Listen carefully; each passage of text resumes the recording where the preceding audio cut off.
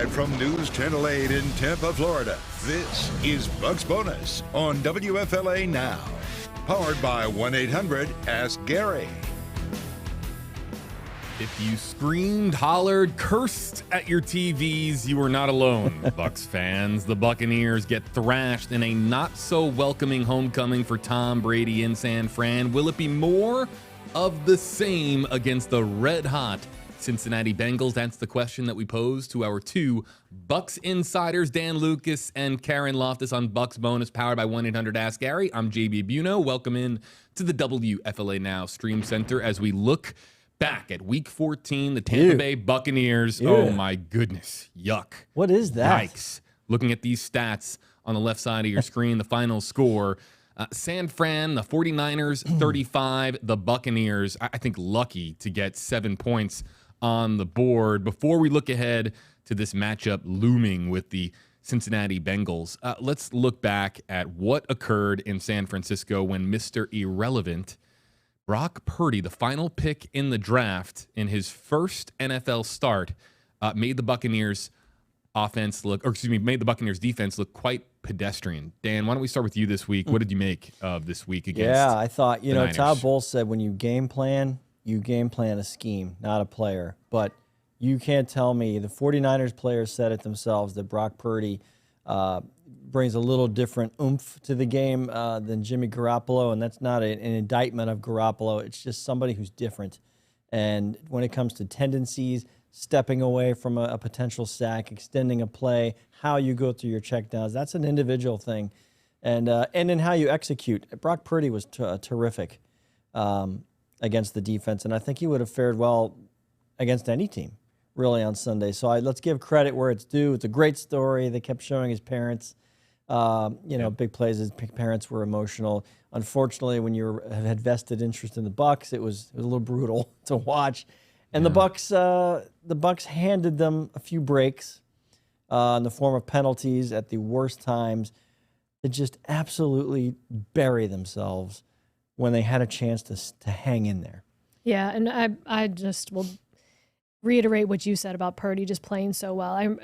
I remember watching his touchdown run, and I was like, oh, wow, okay. Mm-hmm. And it's just, again, what his teammates were saying about him leading into the game is that he just plays beyond his years. He plays with confidence, and it showed out on the field. I mean, when you talk about being able to have an edge, like being confident gives you such an edge. Swag. But also having good people around you, too. Like the 49ers defense played phenomenally, and it was that whole deal, and you have confidence knowing that the defense is going to handle things, talking about Purdy now. And the other thing that I pointed out was Vita Vea only played a handful of snaps. He played the first series, and then he was out. And he's one of those guys that I feel like a broken record talking about how valuable he is to this team. But the Bucs defense looks different when he is in there and when he's not.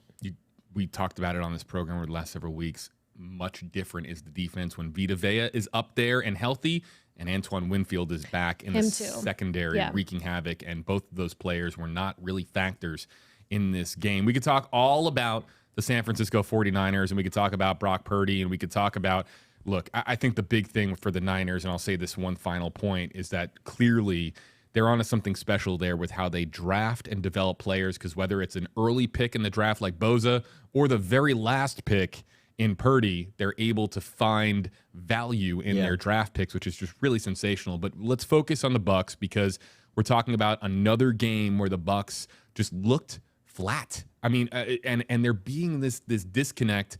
I'm going to ask you guys about a couple of moments in the game, but let's start with the touchdown that would have been with Mike Evans and the holding penalty on Donovan Smith, who is supposed to really be the leader on that offensive line, but keeps getting flags thrown in key moments. Dan, it's clearly become an issue, and you can just see it. We were watching it all on broadcast, or we were living it as far as seeing the looks on the Bucs players' faces, like, oh my God, here we go again, another big moment without points on the board, and it was because of a flag thrown on the field.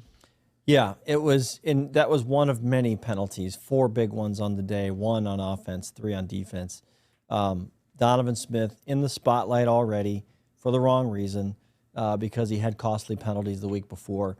And, he said he's got things going on. He's working through it, essentially vowed to play better, and that's great. You look at the play itself, he grabs his hands around the back of the guy's shoulder pads. What do they call? What do they not call? Apparently, in the offensive line world, this was kind of a maybe you call it, maybe you don't. But as Greg Schiano said to me years ago, doesn't matter what you think. If they call a penalty, then it's a penalty. And Todd Bowles said the other day to me that he needs to keep his hands in a certain position to avoid even going there, avoid giving the official the opportunity to throw that flag. And when you watch it, especially when they slow it down from behind the defender, it looked bad to me. If it was even a questionable call, it looked bad. Like, do we think it's still the elbow injury when he's saying he has things Possibly. going on? Yeah. Because he missed several games early on because of an elbow injury. But then I think at one point it's like, well, if he's out there playing, he's fine. This guy, he's been here a long time. He's now one of the longer tenured Bucs players. And he's a good guy. He is tough. He's durable. He does not miss games. When he misses games, there's an issue. Yeah. I would think Donovan Smith at 75% is a lot of people's 100. But if that's the issue, then the Bucs are stuck because he's best available. And the thing that I think has been another reason this is in the forefront is that's back-to-back games where a holding penalty by Donovan called off a touchdown. Right. And the point in the game, 7-7. It's a 7-7 game, and it was a 68-yard touchdown where Evans breaks free. He's just wide open and practically walks into the end zone. It took the stadium out of it. It was an immediate answer when the Bucs needed one after the 49ers had cashed in on a mistake by the Bucs, and it was game on at that point. 7-7, and I can tell you, if that touchdown stood, it wasn't going to be 35-7 49ers. No, and that's the thing is, like, I was talking to Robert Hainsey in the locker room. He's like, we have so many plays in a game. Yeah, you don't want to have penalties, but it's the timing of them that just sort of magnifies them. It's just been poor timing, and it feels like it's been the storyline of the season for the Bucs is those flags coming down at the worst possible moment. Keanu Neal with 2 of them. Yeah, the first play of the game. Yeah. First play of the game. Todd Bowles said, you know what? He doesn't even see you coming. And listen to us. We're sitting here. But in a matter of a split second, he had to decide what he was going to do. He had a clean shot at Purdy. Bowles said on Monday, you know what? That is the opportunity to go for the strip, not the big hit. Yeah. Go for the strip. You're going to hit him, but go for the strip. That's the priority, and it probably would have helped them avoid the crown lowering and all that they ended up calling. And you think that, like, if that was what they're coming out of the gates with, a great game plan. Rookie quarterback, go Talk about after setting him. the tone. Yes. And again, these are those plays where it's like, if it goes the other direction and he, knocks the ball loose, or, Purdy doesn't, try to, like, move out of the way, and it's not a penalty. I mean, you can shoulda, coulda, woulda through all of this. Wednesday afternoon quarterback. Totally. Absolutely. But and then later in the end zone, if he turns around, maybe he intercepts a pass that's thrown. Instead, it's a clear pass interference. They called, I believe it was the call, or holding, defensive holding. And the 49ers get the ball on the 1 yard line. Forget it. Yeah. It's unfortunate. I believe that was a 3rd and goal play. Yeah, it was. Neal got called on. Okay, so the Bucs are about to put the 49ers in a field goal situation. Yeah, it was. You get a pass interference now in the end zone, 1st and goal on the 1 yard line. It's so deflating collectively when you have a chance to get off the field and help your team get some momentum back, and then that happens to you. And then how it all avalanches from there, because then you're in a hole, and then you're throwing the ball, and then you're looking at Tom Brady throwing 55 passes that he doesn't want to throw. Like, so it's just these things just compound. Like, when people ask you, like, what's wrong with the Bucs? It's like, well, how, like, it's a chain reaction of of things. One thing leads to another with this team, that's for sure. Right on cue, and I'm sure that Karen just saw the same thing. The quote sheet just came in. The Tampa Bay Bucs sending out some quotes from head coach Todd Bowles. I'll just read one or two of these that just came in on Donovan Smith's recent struggles. Todd Bowles, quote, "Yeah, they're physically correctable. We've got to correct them. You can't keep doing the same thing over and over again. It's costing us," end quote. And then also looking ahead now, I know that there's been questions about whether or not the offensive line is getting healthy. People looking to names like Tristan Wirfs and Ryan Jensen. This quote from Todd Bowles on Tristan Wirfs' availability. Could he play this weekend? Quote, "No, I don't think so. He's working to get better, but I don't think it's this week," end quote. So that's a little bit, and we got more content coming your way on WFLA.com. Before we move on to our looking ahead as far as week 15, I want to ask you both. I'm going to put you on the spot here, Dan and Karen. Is this a bigger disappointment on the offensive side of the football for the Buccaneers against the Niners, or is it more of a disappointment on the defensive side of the football? I say offense. I was going to too. I mean, I say offense because the offense had no answer. And the touchdown was a fluke. It was off of Chris Godwin's chest, and Russell Gage happened to be there to scoop it up. Correct. They're not finding the answers. It's baffling. I know what fans are saying. They want changes in the coaching staff. They want changes on who's calling plays, this and that and the other. They want certain personnel in and out. We're in, what are we in now? Week 15 we're going into? Those are August things.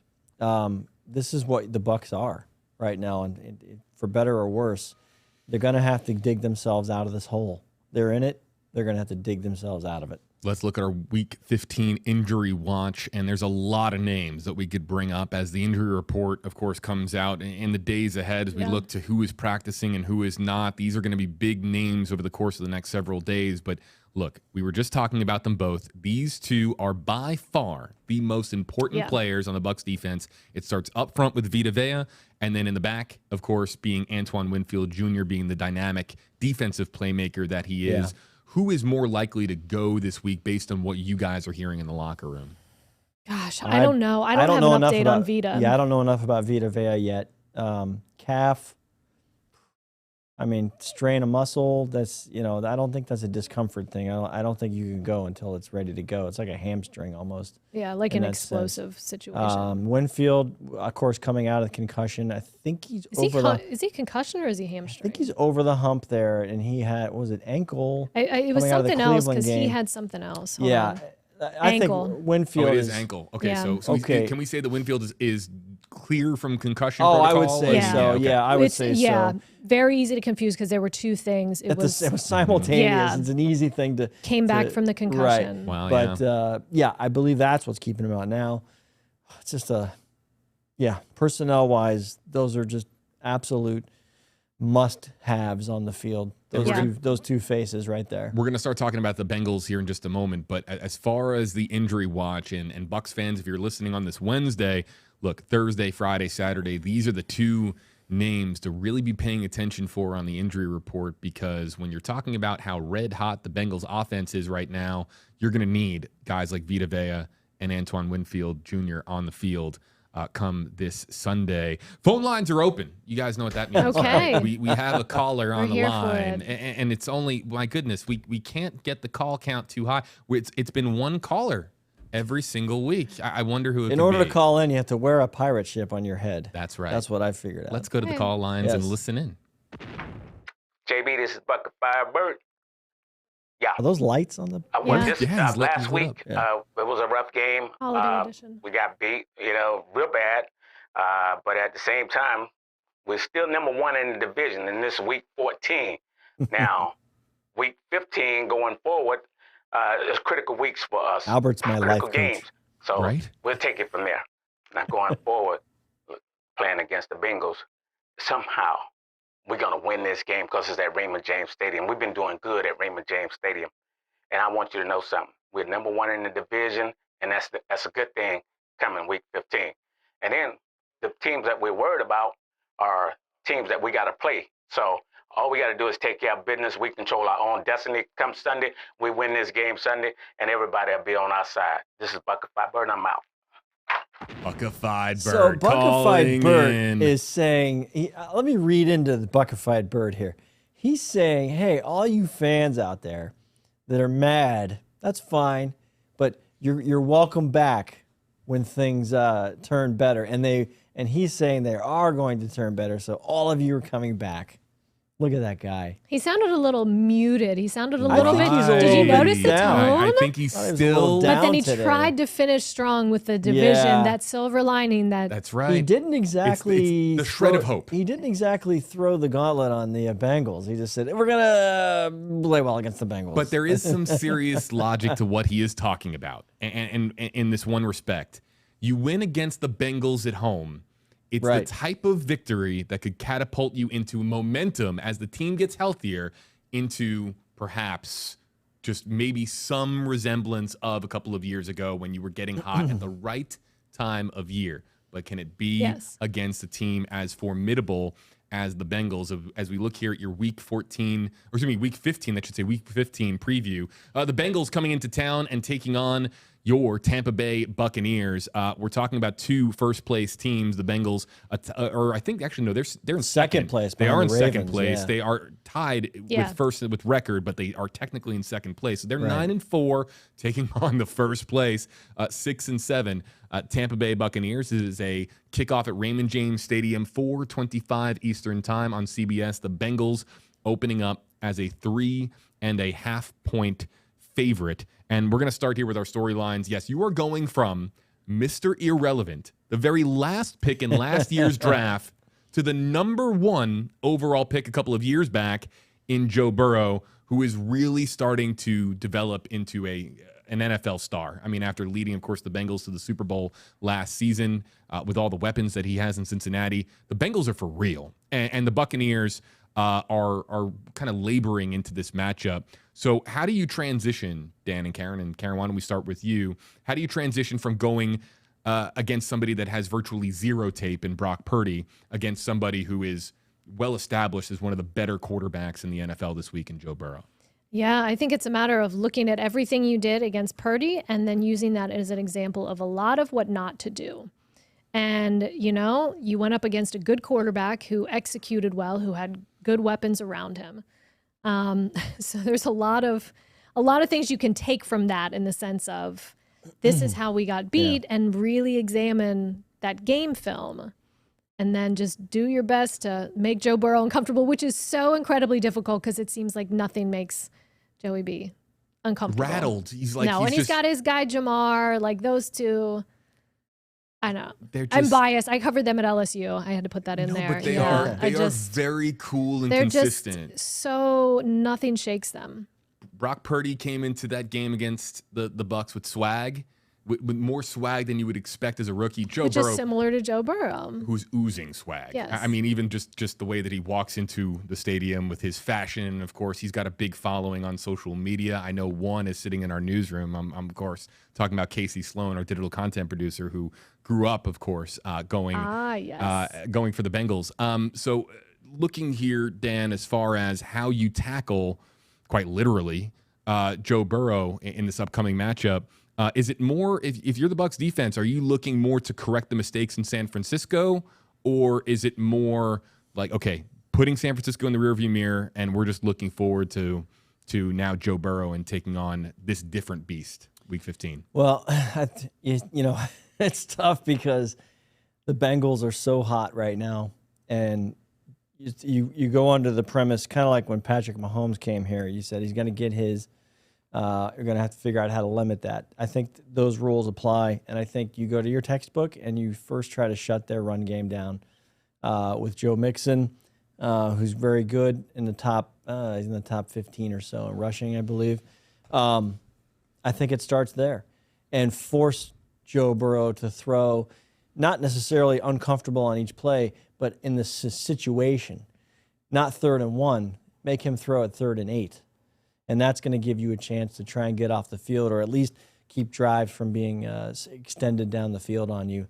And that's going to give the Bucs a chance. quote here from Todd Bowles, also on the quote sheet. I don't have all the adjectives that everybody said about him. He's great. He's poised in the pocket. He throws a great ball all over the field. He can throw it any angle. He can make the throw. He has some great receivers to throw to. He has a good understanding of the offense of the game. He can take advantage of what you're. I mean, it's he went on. Yes, a lot of praise about Jamar too. Yeah. And talking about Jamar Chase too, one of the more dynamic young playmakers in the league. And so, who do you line?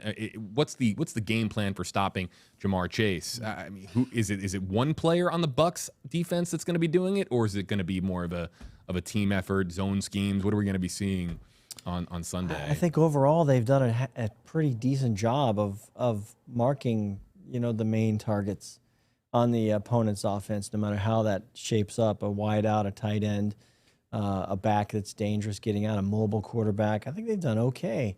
There's been a few games. Obviously, the Kansas City game stands out to me the most as a nightmare night for the defense, and you're dealing with one of the best offenses overall. You're getting that coming in here. Again, that's what's scary right now for the Bucs perspective. But Burrow doesn't run around like Patrick Mahomes. I feel like if you can kind of keep him in the pocket a little bit, you've got a chance to get to him. He can run a little bit, though. Not enough credit does Joey B get for his. He's got some sneaky athleticism. He can be sneaky. Yeah. I think a lot of it. Karen, I don't know if our audience listening maybe on Spotify or Apple Podcasts can see your face. I don't see any hope in your Buckified Bert brought me down. Yeah, was that what it was? Because he's normally so over the top. Yeah, that it's like anything less than that. I'll tell you this. I mean, I look at the line, 3.5 points for the visiting team in the NFL. Unless it's really a bad opponent at home, you never see the away team favored usually at all. Yeah. In the NFL. So you're looking at that line right there, and they're usually fairly accurate. You're saying that if you're going to take the Bucs and the points, the Bengals will score a touchdown late to win it, to cover. But if the Bucs can go toe to toe, then it's an upset. It should be an easy pick for the Bucs, based on that line. But I go back to what I said. What Karen agreed, that this is on the offense to help its defense.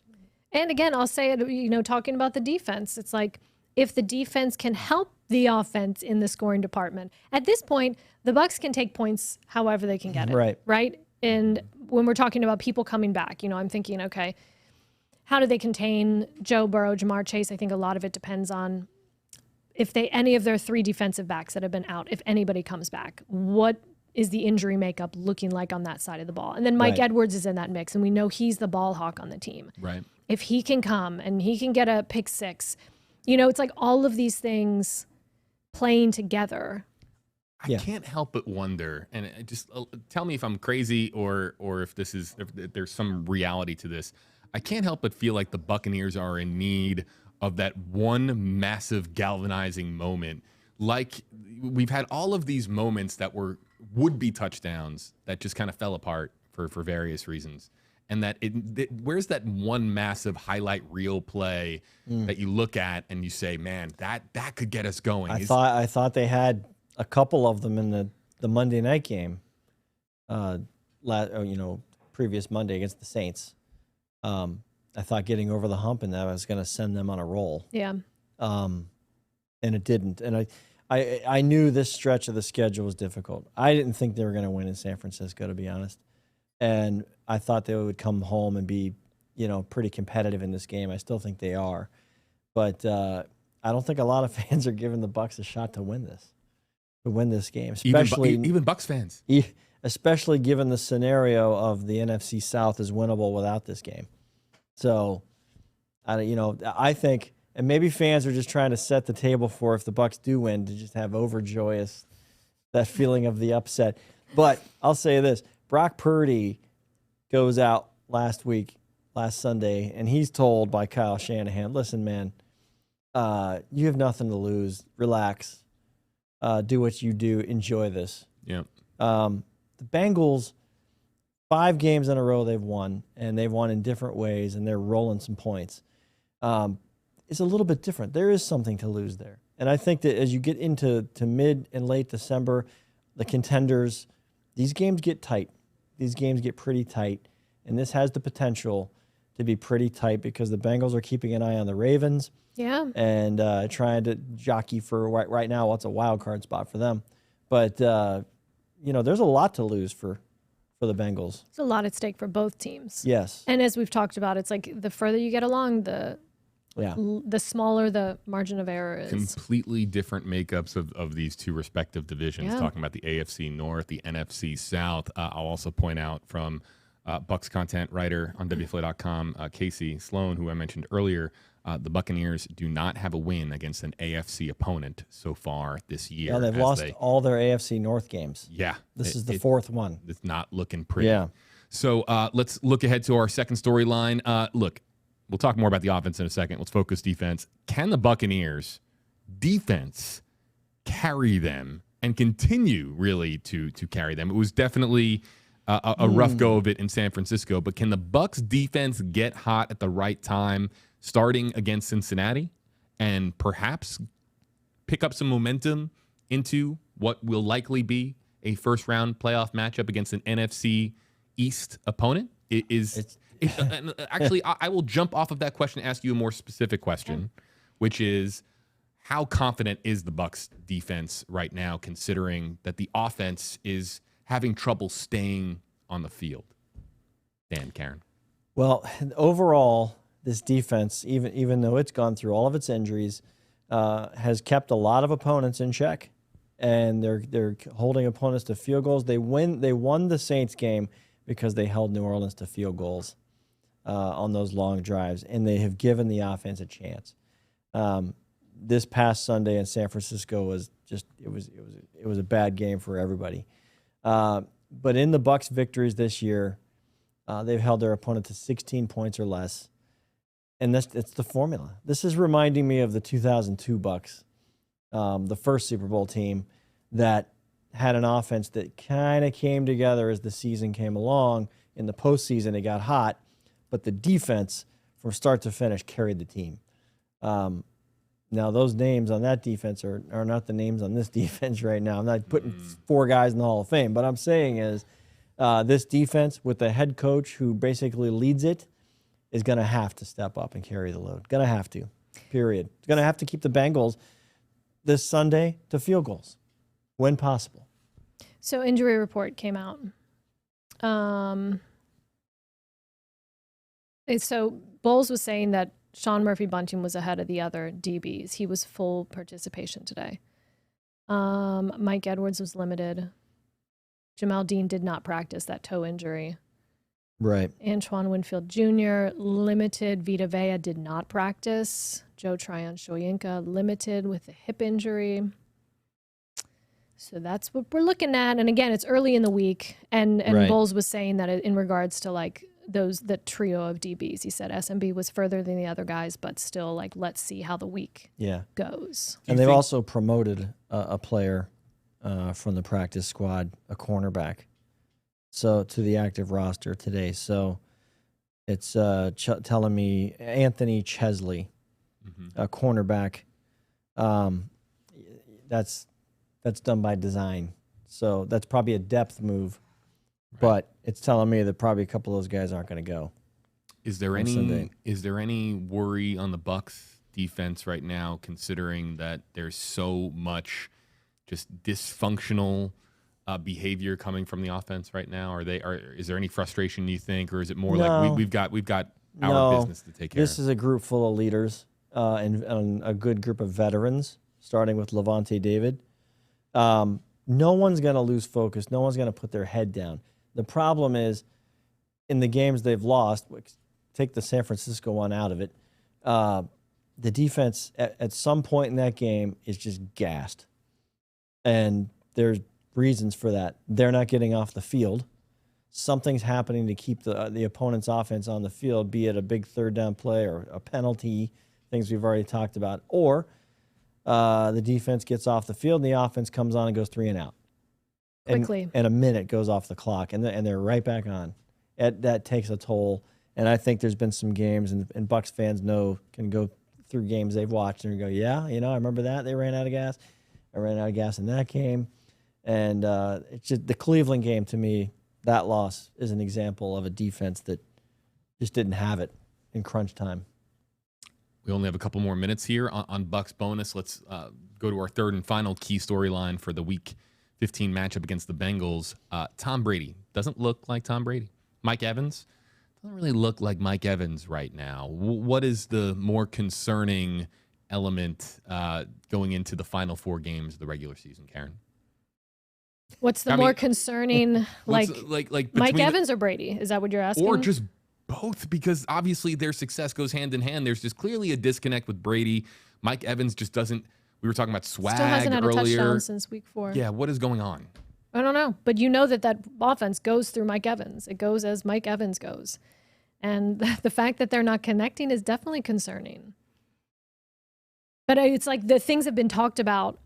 Do you need more one-on-one time? And it's like people are saying they're getting enough reps, so it's pretty inexplicable. And it's like the one pass to Evans in the touchdown or in the end zone, it's behind him. I'm just going to spitball here for a second. There's no injuries that like Mike Evans, Tom Brady, proud, professional, veteran leaders.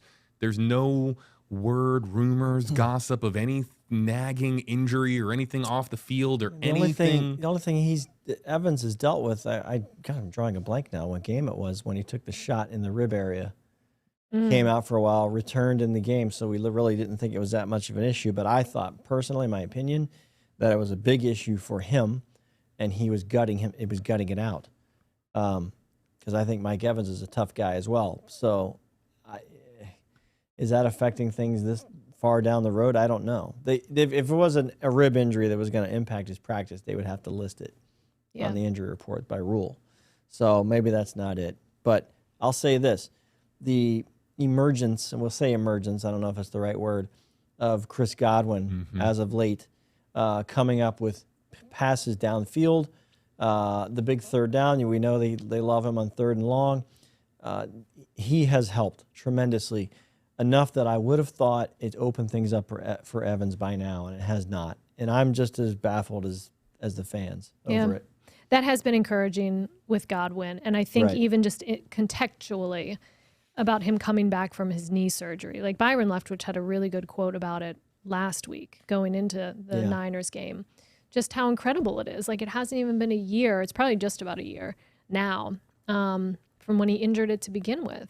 And that's like major surgery. And for him to come back and be such a contributor. Yeah, absolutely. We're seeing firsthand the modern day. It's crazy. Technology of that injury, the surgery, the rehab process, and how they can do it without being so evasive. I mean, look at Joe Burrow. Right. On the other side, he went through the same thing and was back in less than a year. It was 1 year, and then they had their Super Bowl and year. The work ethic of these elite athletes and what they're able to do is just mind-blowing. Cam Akers of the Rams last year came back, and his was Achilles. Yeah, and also major. I mean, these are things that in careers back in the day, or it was a 1 year rehab, and then in year 2 we see maybe he's back. He'll get back 70% to though. Yeah, back to it takes 2 seasons. Now he's back. Right. No, these guys are back in 8 months. Crazy. Yeah. So that's a positive. Chris Godwin, Shout the positive. gamer. Really, it's been awesome to see him progress.